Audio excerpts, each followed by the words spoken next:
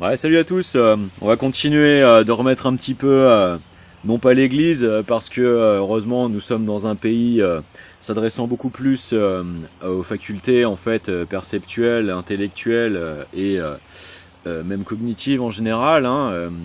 Donc non pas l'église, mais la vérité en fait au milieu du village, des vérités, c'est-à-dire des choses beaucoup plus profondes que la liberté d'opinion et de capacité de mémoire.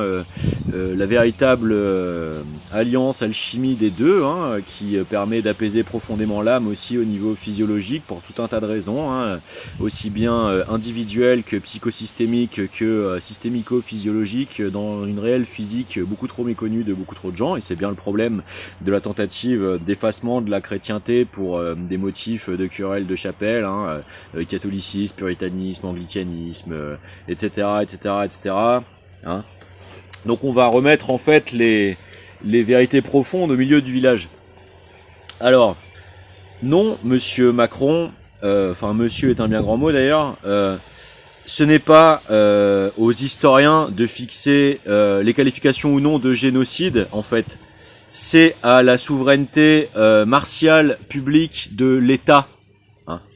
Je vous rappelle que votre mandature ne l'est que par délégation par le suffrage universel direct et que elle est motivée par l'application des statuts la concernant, des lois, notamment le droit constitutionnel, qui fait de vous, en fait, par étant chef des armées, le garant de l'intégrité de la nation et sa défense contre les menaces extérieures.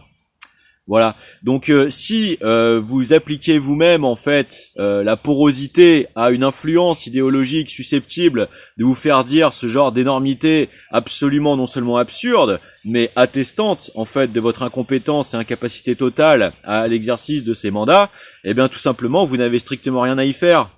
Et étant une personne qui a fait, à sa connaissance actuellement, l'objet de son ciblage par deux pseudo-présidents politiques français, les plus pourris de toute l'histoire de la Ve République, à savoir M. Sarkozy et vous-même, dont je peux amplement faire la démonstration et la recontextualisation intégrale permettant de faire comprendre à mes contemporains la véritable nature de ce qui avait été tenté systémiquement à ce moment-là. Ma parole est légitime, contrairement à la vôtre. Non seulement parce qu'elle l'est, deuxièmement parce qu'elle continue de l'être, parce qu'elle est compétente, et troisièmement parce qu'elle en a toujours été légitime, parce que ce sont les textes. Vous n'êtes pas en fait un dieu sur terre, et certainement pas l'impérium français. Votre légitimité électorale est basée sur rien du tout, vous n'avez même pas la majorité relative. Donc baissez d'un ton déjà, premièrement.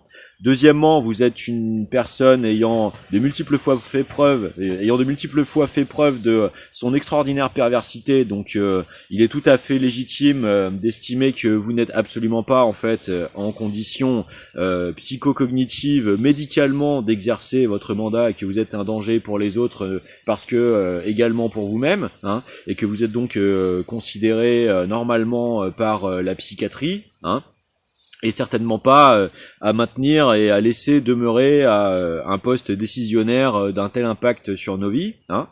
Et puis troisièmement parce que c'est exactement les composantes de ce qui est en train de se passer, c'est-à-dire l'imposition manipulatoire perverse d'un pacte de corruption généralisé, essayant de faire des Français de leur héritage historique et de leur image internationale une compromission générale tout à fait imposé, prémédité et œuvré par l'agenture des services secrets israéliens et de son emprise en France à ce but, et dont vous êtes, à mon avis, pour les Français, la pire de ces réussites. Donc vous n'avez pas en fait à vous permettre d'essayer de répandre, contrairement à l'intégralité des lois cadres de l'audiovisuel public, y compris en tant que président, des absurdités pareilles. C'est un scandale que aucun organe de presse médiatique n'ait été capable de réagir à ce moment, ce qui prouve en fait leur incompétence analytique totale et donc pareil leur incompétence à exercer un soi-disant service public. Là c'est clairement en fait de la complicité d'actes d'ingérence, de complicité d'actes de crimes contre l'humanité et de tout un tas d'usurpations de ce que normalement serait et devrait être la hiérarchie française, notamment du point de vue du droit, hein.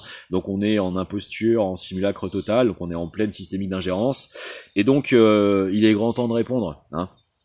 Donc non, ce n'est pas aux historiens en fait de qualifier la nature d'une situation, ce sont aux tribunaux internationaux, ce sont aux cours internationales de justice, ce sont aux juristes, hein, ce sont aux analystes, hein, et certainement pas à l'opportunisme politicianiste de petites poignées d'individus corruptibles à merci par des systémiques d'ingérence, d'infiltration, de manipulation et de simulacres géostratégiques à but opératif tels que votre sinistre personne. Sur ce, je vous souhaite bien du courage pour réussir à faire face justement à ce que vous croyez être l'histoire, hein, parce qu'à mon avis, avec une personnalité comme la vôtre, vous êtes très très loin d'être à la hauteur de pouvoir éternellement demeurer continent à vos propres effondrements, tellement votre psyché et votre personnalité sont absolument dysfonctionnelles, toxiques, néfastes, imposturelles et visiblement incurables. Bon courage.